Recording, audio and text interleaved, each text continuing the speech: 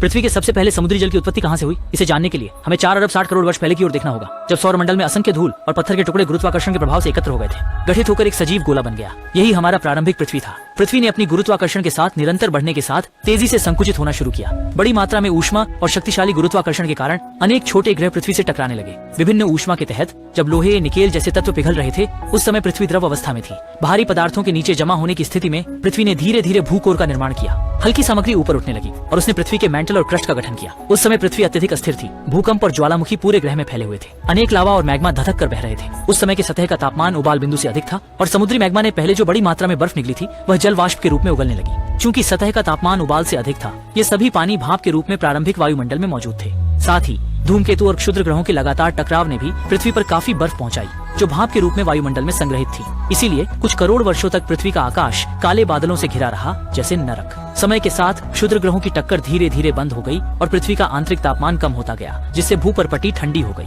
लंबे समय से एकत्रित जल वाष्प संघनित होकर बारिश में बदल गई। करीब 4 अरब साल पहले लगभग 1 करोड़ साल तक जारी रहने वाली मूसलधार बारिश हुई। इस भारी बारिश के कारण प्रारंभिक महासागर का जन्म हुआ और इसने पृथ्वी को पूरी तरह ठंडा कर दिया। लेकिन शुरुआती वातावरण में ऑक्सीजन नहीं थी और उसके बाद कार्बन डाइऑक्साइड वगैरह नहीं था। इसलिए प्राचीन महासागरों में न केवल ऑक्सीजन की कमी थी, बल्कि वे अम्लीय भी थे और उनमें नमक की मात्रा भी बहुत कम थी। अरबों वर्षों के धुलाई के बाद कई बार वाष्पीकरण और बारिश के धुलाई से समुद्री जल की लवणता और रासायनिक संरचना आखिर संतुलित हो गई।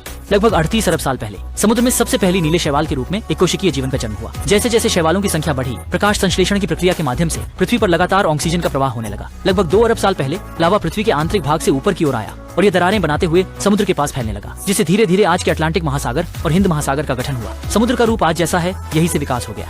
यहाँ तक कि आज भी इस प्राचीन रहस्य का अनुमान केवल वैज्ञानिक सुरागों के आधार पर ही लगाया जा सकता है। हम आशा करते हैं कि ब्रह्मांड के अन्य ग्रहों पर और भी समुद्री चमत्कार खोजे जाएंगे, क्योंकि जहाँ पानी होता है, वहाँ जीवन के चमत्कार की संभावना होती है।